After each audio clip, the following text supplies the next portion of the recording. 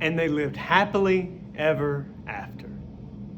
That usually is the tagline of some of our favorite stories. We love a good conclusion. We like to know that good has triumphed over evil, that the hero has come in and saved the day. All of the villains or the evil is done away with. And the book of Job provides that type of satisfaction, but not without incredible lessons that we should learn and things that we should apply even in our own lives. You see, your reading for today is Job chapter 40 through 42. Chapter 40, 41, and 42, the conclusion of this story that hopefully, as we have been invested in, it has really grabbed our attention and grabbed our heart. We saw yesterday that God had come to Job and began to ask questions. Job, where were you when I laid the foundation of the earth? Not in a sense of crushing Job, but crushing the doubt and the insecurity and even the temptation to disbelieve God. Why would all this take place? Well, remember that the point of the book of Job is not so much the trial of Job. I said this the very first day that we started reading. Job is not the only one on trial. God is the one on trial. Because Satan came to God and said, the only reason that Job trusts you in the beginning is because you've given him all these things. But if you take it all away, Job will not trust you. And it was not about Job's faith, but about the faithfulness and the character of God that Satan was trying to come against, trying to destroy. And what we find is that this 42 chapters of the events of Job and then the final conclusion shows us that God is on his throne. He is sovereign over all things, but he is also sufficient in all things. We see that God, in his discussion with Job, lays out his purposes and his character, and Job responds in verse 2 of chapter 42. He says, I know that you can do everything and that no thought can be hidden from you. He says, who is he that hides counsel without knowledge? Therefore I have uttered what I did not understand, things too wonderful for me, which I did not know. Job repents in this confession. He says, I've said some things that are beyond my intellect, beyond my understanding. And in his faith, we see that he still trusted the sovereignty of God, but he believed God was against him and his prosecutor, not his protector. We see that Job believed that God was coming against him for some reason he could not understand. And the three friends and then Elihu also are indicted by God himself.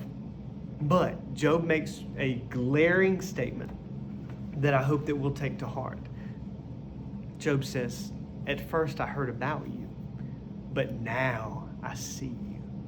At first I knew about or facts about you, God, and I'd heard these things, but now after going through everything I've gone through, I've been drawn to actually know you, God, to see you, to not only be aware, but to appreciate who you are.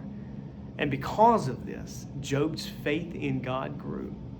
Now, this, of course, does not make it easy for us when we have to go through loss or death or death of loved ones or loss of possessions or people or reputation either or struggles with our own health.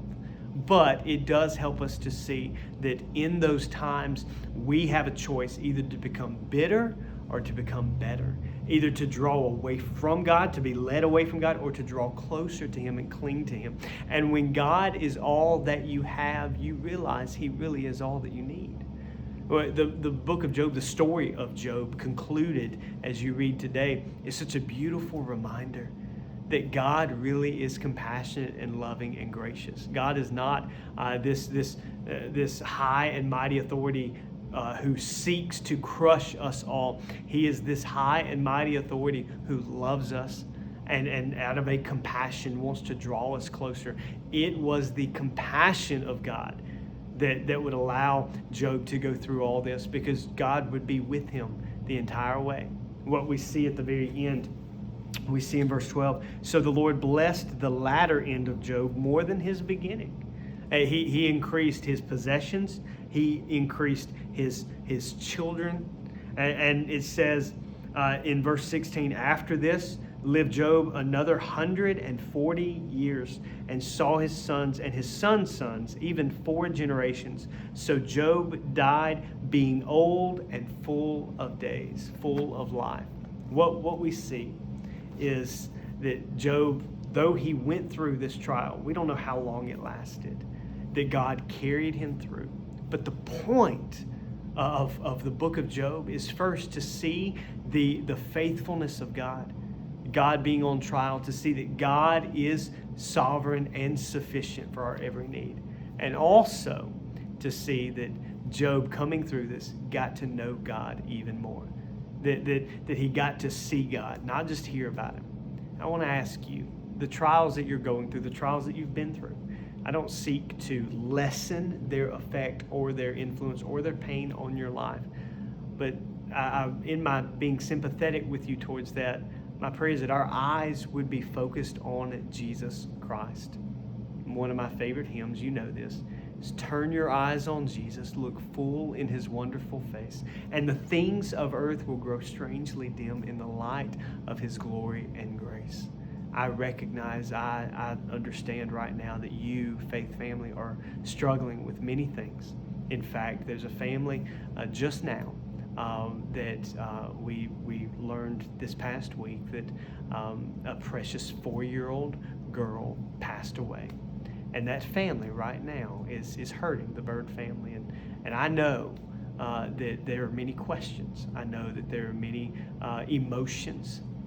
And yet our God is good all the time, and which means even in death, God still is good. And so my prayer, my hope is that you would come around them, love them, and pray, but that we would remember that God reigns supreme. He's sovereign.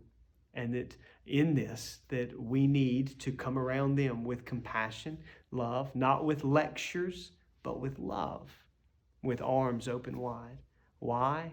Because Jesus Christ, in the midst of our sin, loved us enough that he demonstrated the love of God while we were yet sinners.